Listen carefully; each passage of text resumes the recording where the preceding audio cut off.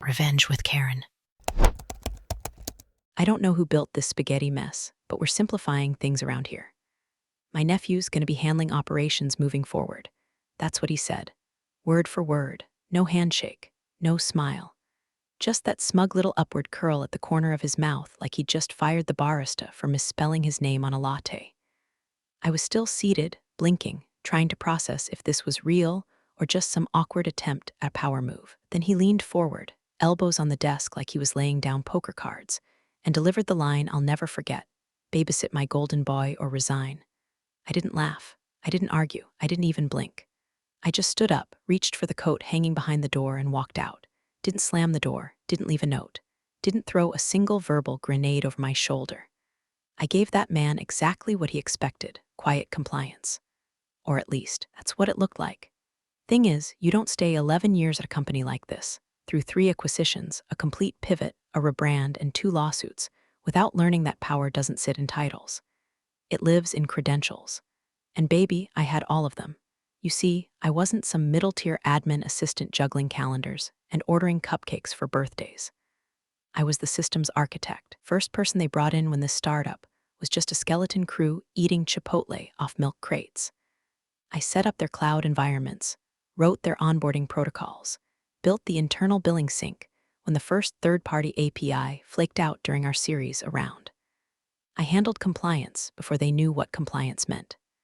When leadership changed, I was the only one who could explain where the backups lived, how payroll linked to the time tracking system, what to do if the dev server failed. But to him, I was legacy clutter, an outdated relic from the pre-vision era. And his nephew, some wet-nosed undergrad with a LinkedIn profile full of buzzwords and no job longer than 6 months, was going to streamline everything. It was almost funny watching him talk about streamlining while his Google Calendar had 6 overlapping recurring meetings and 2 different Slack logins. But I didn't correct him, not when he called me Erica by mistake the first time, not when he mispronounced Kubernetes during an all-hands, not even when he gave his nephew a laptop that didn't meet minimum specs for half the software we used. I said nothing, because I didn't need to. What he didn't realize, what no one did, is that for 11 years, I didn't just run the systems. I designed them. And when you design something, you get to bake in contingencies. Quiet ones, visible ones, not malicious, not illegal, just structural. Smart architecture, redundancy, fail-safes, permissions that don't look like permissions, flags that trigger on patterns, and a little clause I added to our own access control protocol during the first acquisition, that all privilege transfers across key systems require the confirmed approval of the primary admin, a role only revocable with written consent. Mine.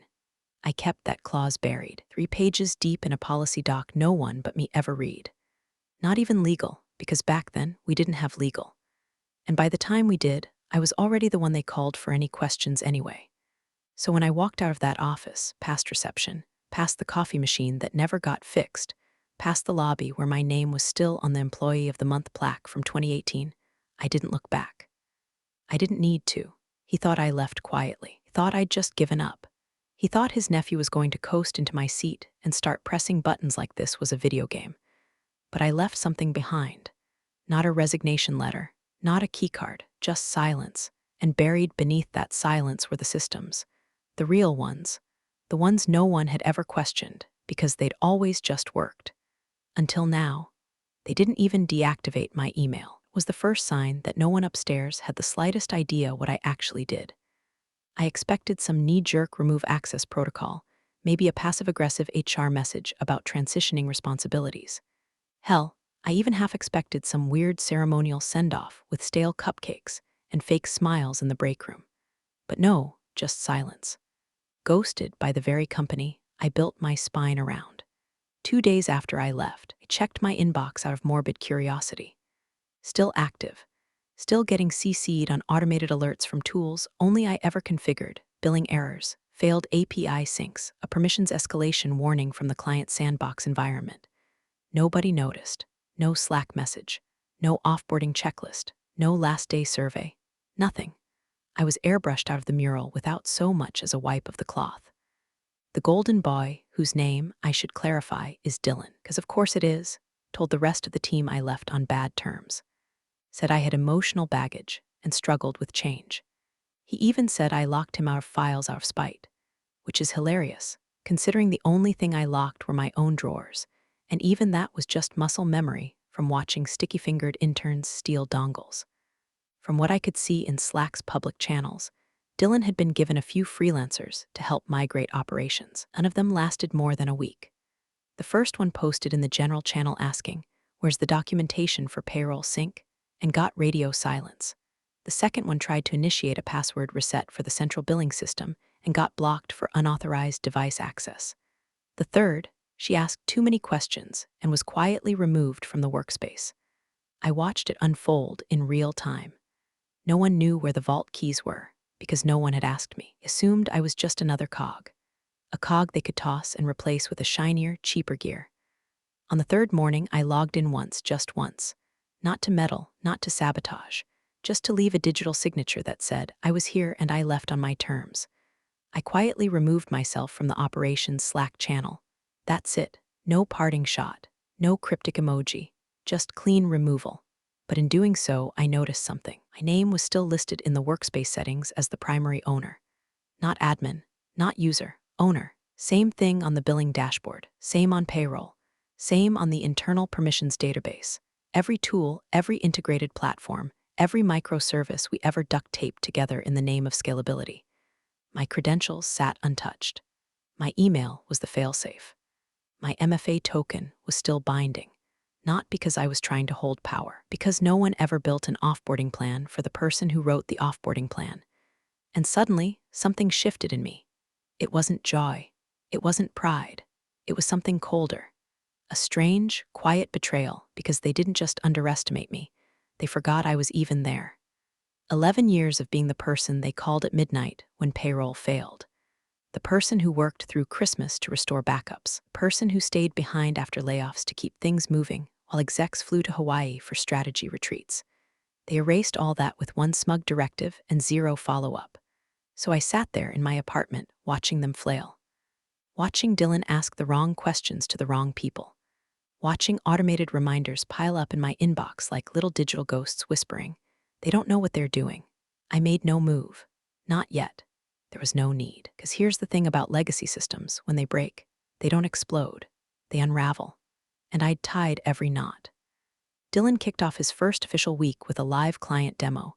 And by demo, I mean an overpolished slide deck filled with buzzwords and animated GIFs of pipelines he couldn't explain if you held him over a tank of sharks. He strutted into the main conference room like he was Steve Jobs reincarnated through a vape pen. Told the client rep they were about to witness the new direction of operational synergy, and then clicked into the dashboard I built from scratch. The screen turned white, then blinked. Then error 503. He clicked again, harder this time, as if aggression would reverse the void. The client's smile tightened. Someone coughed.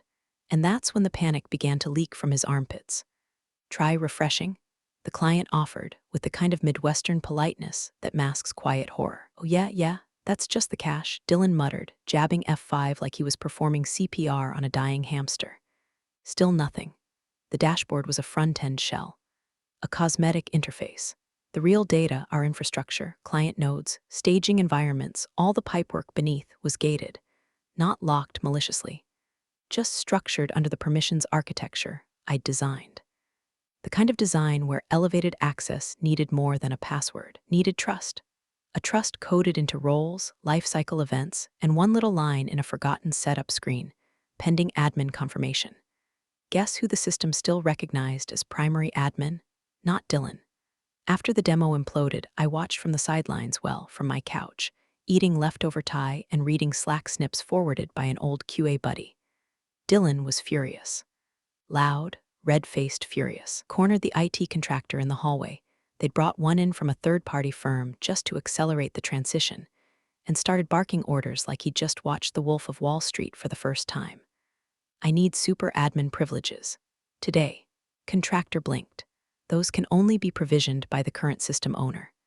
I am the system owner. No, sir, you're the team lead for ops. I'm the director's nephew.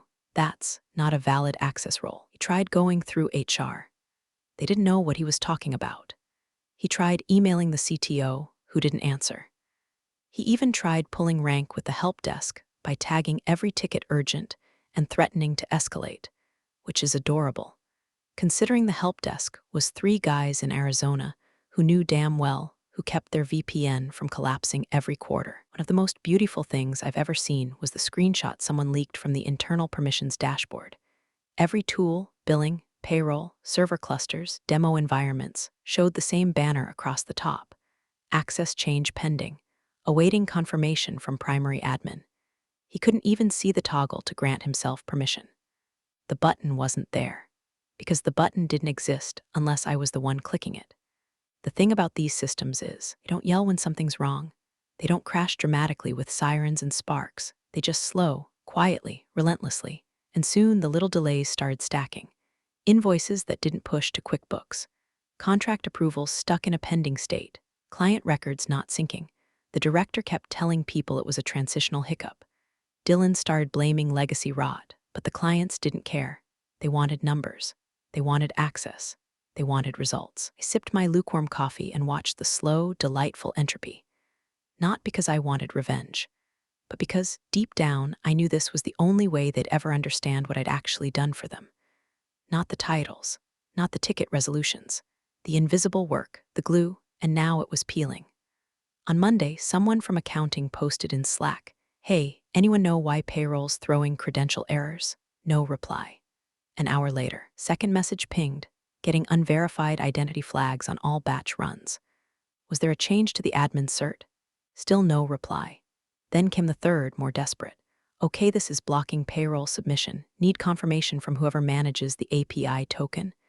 Dylan responded with a single sentence: "We're streamlining access, should be resolved shortly." But it wasn't.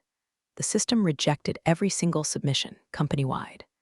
Full-time, contractors, offshore teams, everyone. The processor flagged the issue as API authentication mismatch, which is just corporate speak for, "We don't know who you are and you're not allowed in here." The problem?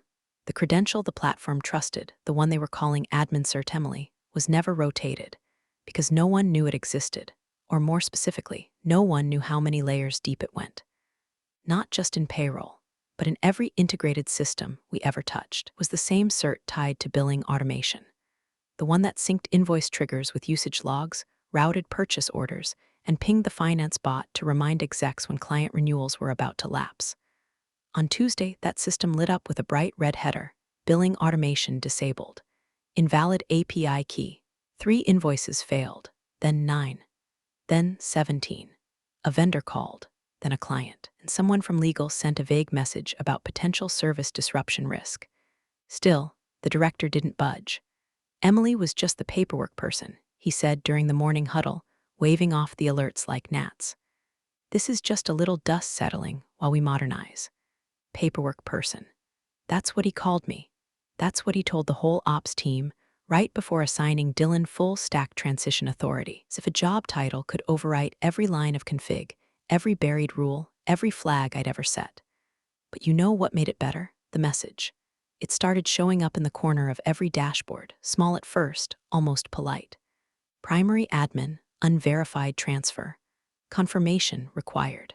Most folks didn't even notice it.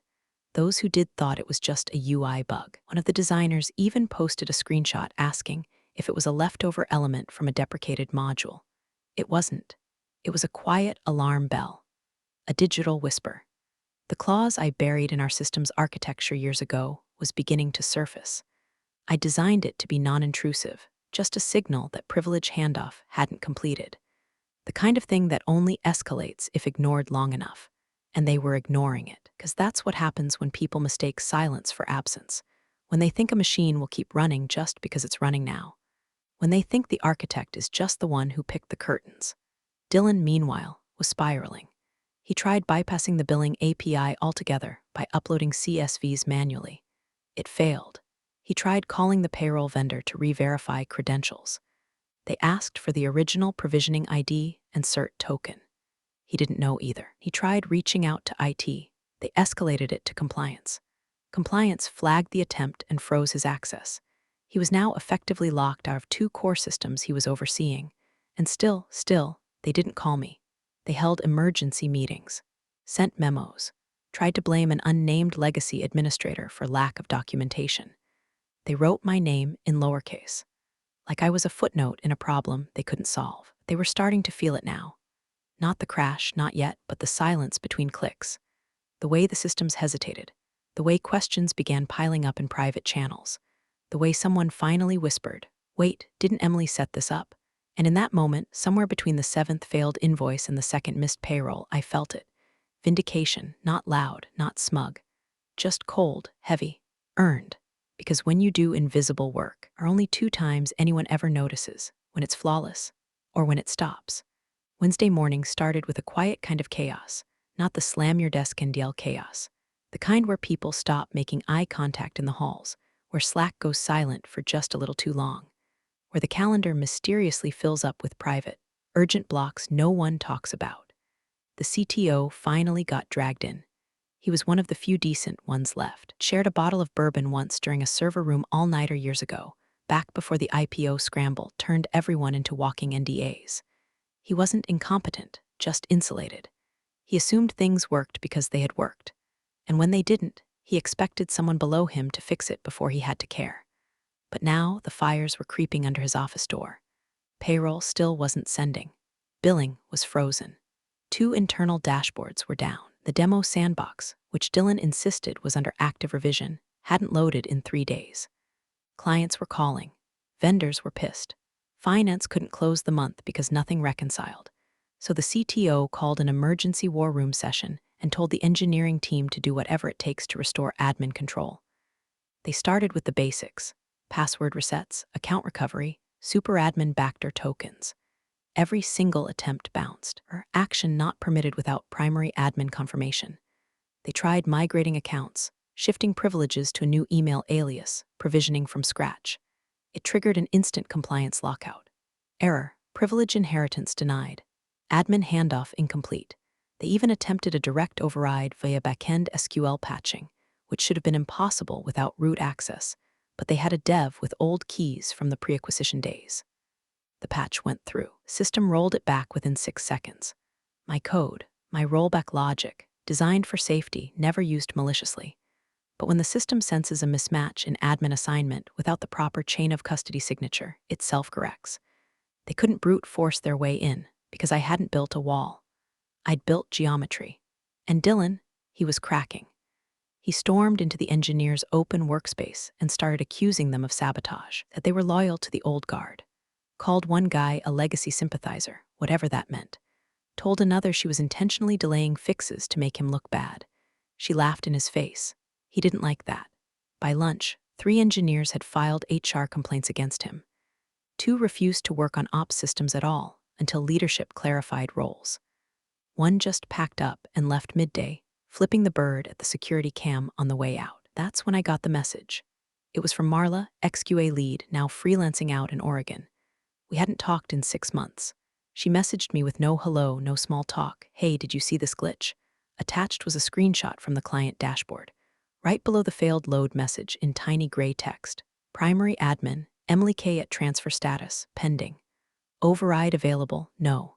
I stared at it, not because I didn't expect it, because someone outside had finally seen it. She followed up with, "You didn't do this, right?" And I typed back, "Nope, it's just waiting." That's all I said, because that's all it was. Not broken, not hacked, not sabotaged. Just waiting for someone to ask, for someone to remember who lit the lights in the first place. The deeper they dug, the more obvious it became. Every fix required my fingerprint.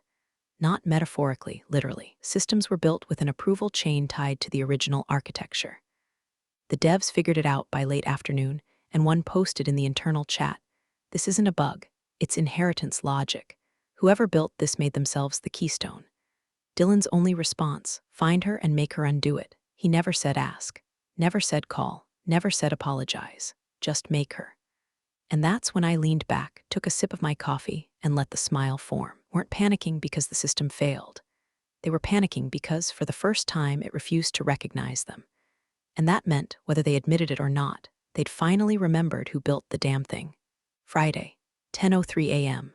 The client was already on the call, one of the big ones.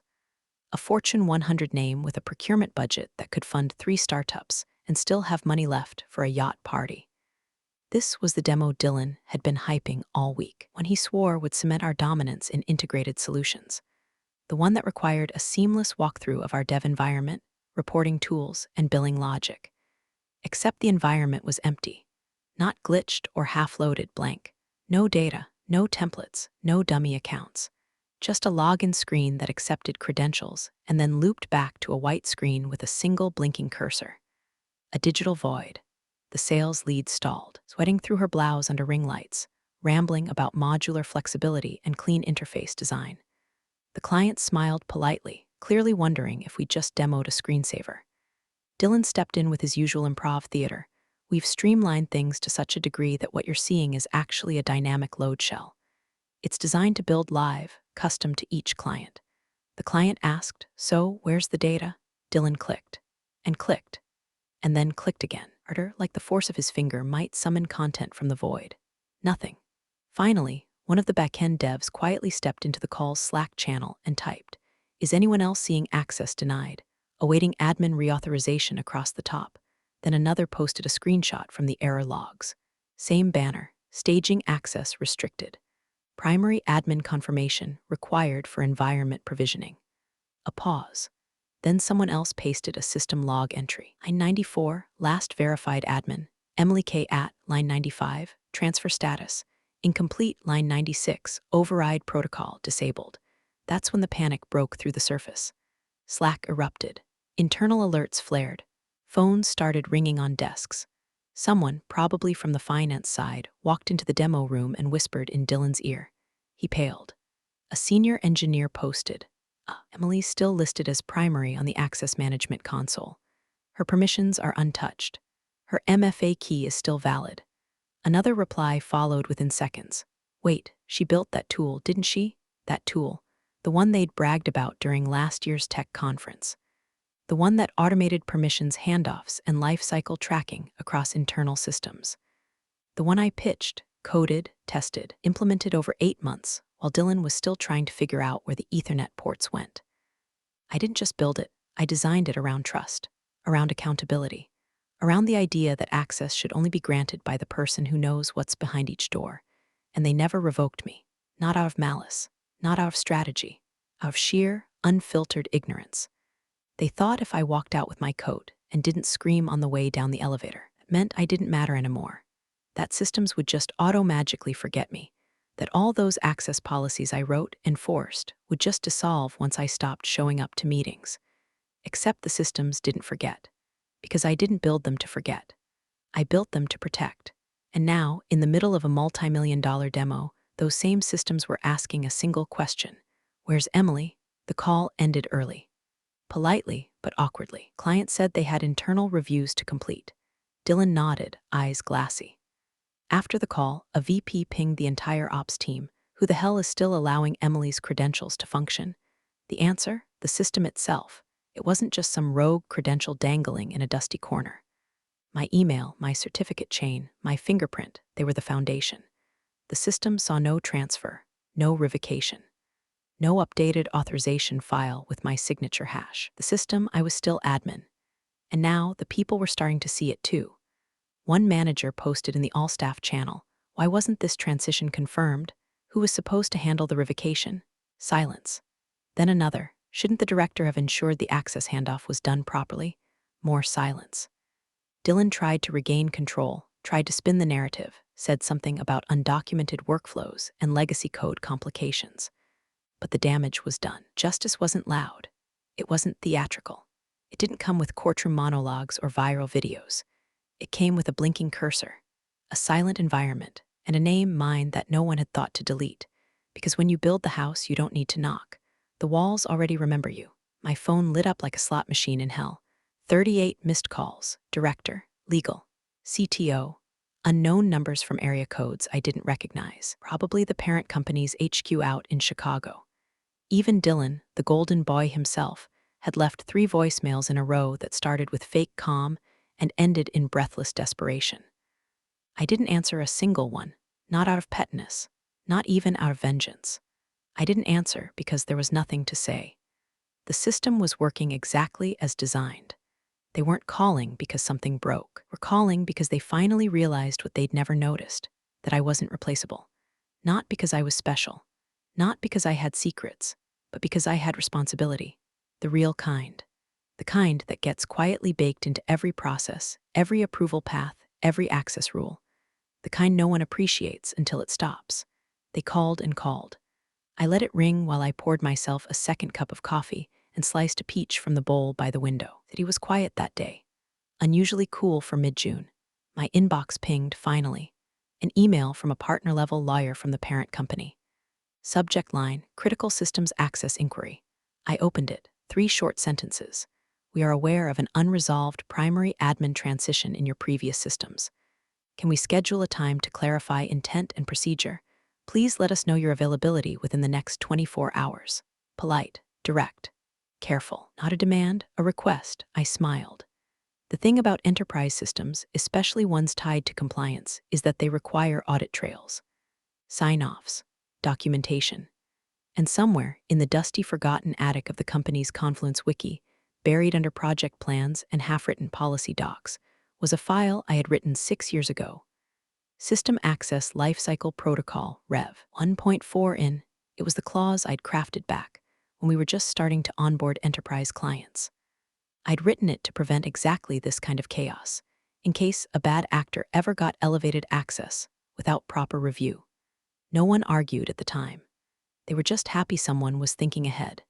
It read, all administrative privilege transfers across critical infrastructure systems shall require written confirmation from the designated primary admin. No exceptions shall be granted, including for personnel changes, acquisitions, or role eliminations without this approval. The primary admin designation remains binding until revoked in writing by the admin themselves.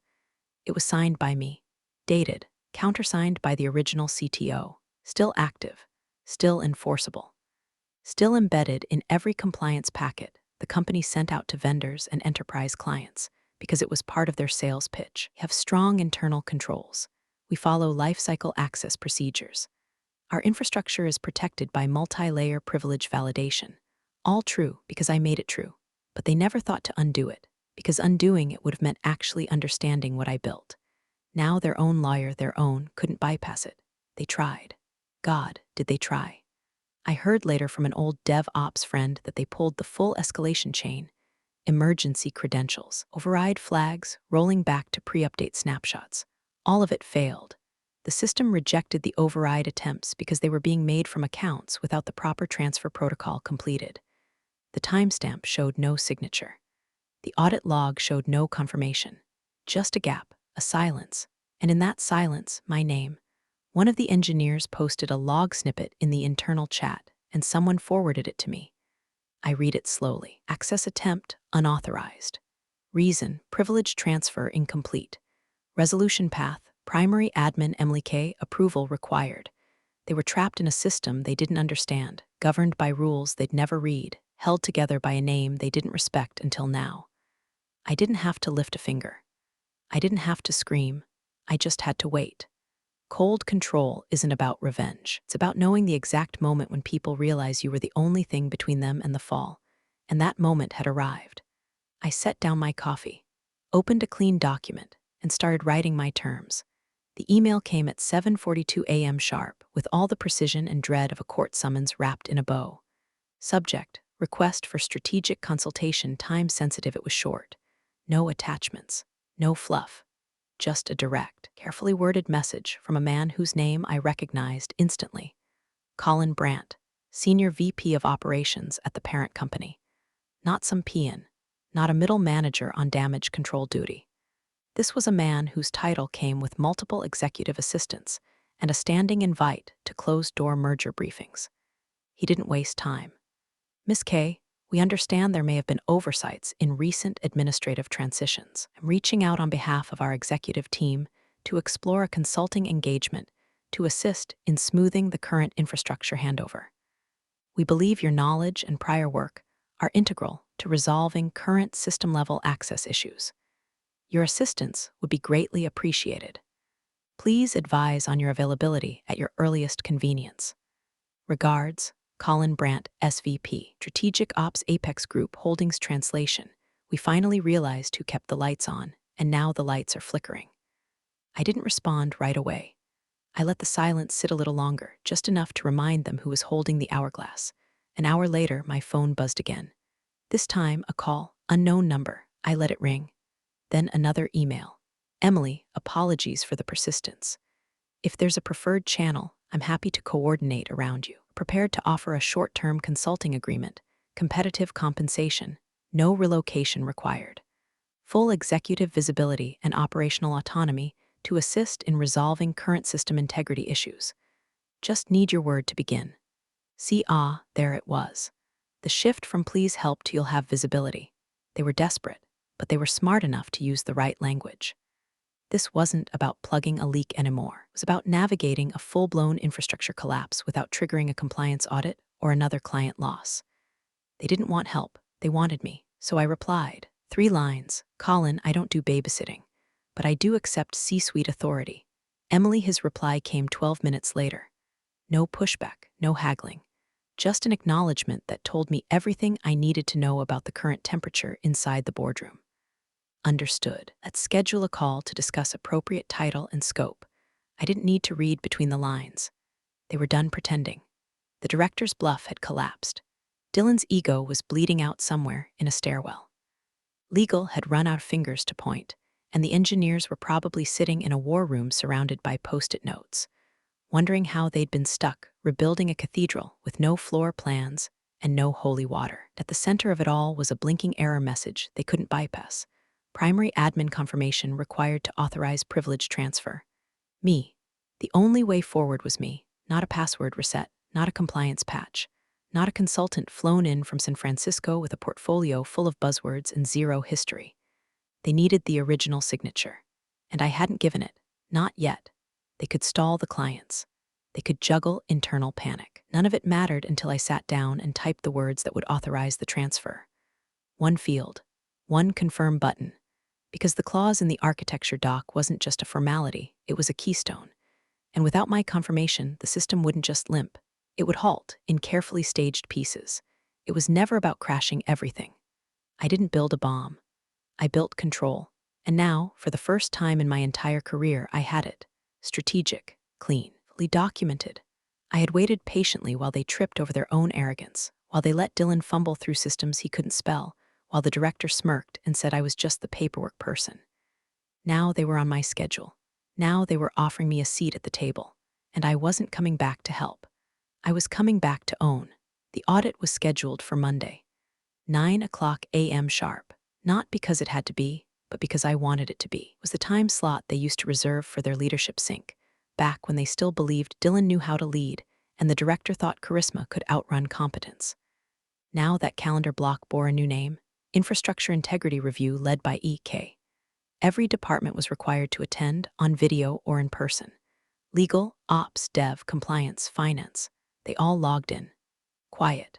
Nervous. Pretending to sip coffee like this was just another Monday. I waited until every seat was filled. Then I logged in. The moment I entered the root dashboard, it happened. A banner unfurled across every shared screen. Subtle, corporate blue, no sound, no flashing red. Just one message in clean sans serif text, primary admin transferred. Confirmation, Emily K., Executive Administrator, and with it, access flowed. Systems reinitialized, billing restored. Payroll unlocked. Demo environment repopulated in under 90 seconds. Notifications stacked like dominoes falling into place. It was as if the company exhaled all at once. Except for Dylan. His screen froze, then blinked. A red bar appeared, access denied. Permissions revoked. His face, I'm told, went pale, then flushed so fast it looked like someone slapped him with a color gradient. He scrambled, clicked, tried to Ruth, even opened a private Slack with IT. Response came back instantly. Your account no longer has administrative privileges. Please contact your department lead, which was, by then, me. He stormed out of the Zoom without a word. Not that it mattered. The director didn't even look up. He just sat in the back corner of the conference room, arms folded, face blank. I caught the faintest twitch in his jaw when another message dropped in the executive channel, time-stamped and cold. Director Thompson has been reassigned pending the outcome of internal review. Interim authority will be exercised by EK, effective immediately. No applause, no victory speech, just the quiet shuffling of power being corrected. I didn't smile, didn't gloat. I walked through the audit calmly, methodically. Outlined the failures, documented the missteps, explained what went wrong and what needed to change. I answered every question like I'd never left, because functionally I hadn't. The systems always knew who was in charge. Now the people did too.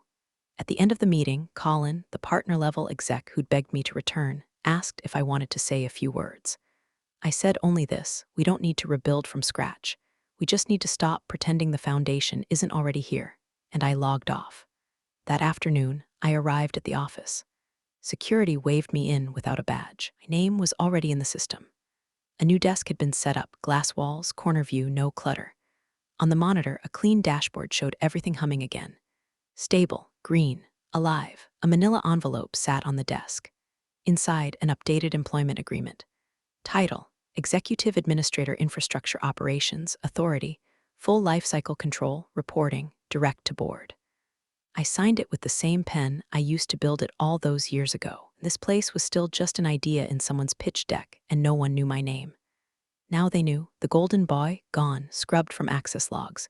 His laptop was reassigned to a new junior dev starting next week. The director, demoted, reassigned to special projects. The kind of title that comes with no real power and a slow clock to retirement. I didn't destroy them. I didn't need to, because I never fought for revenge. I fought for accuracy. And now, accurately, I was back. Not as a babysitter, as the one who built the house, and made damn sure the locks still worked. Appreciate you sticking around, you wise old rebels. Smash that subscribe button, or this fossil might just cause another epic fiasco.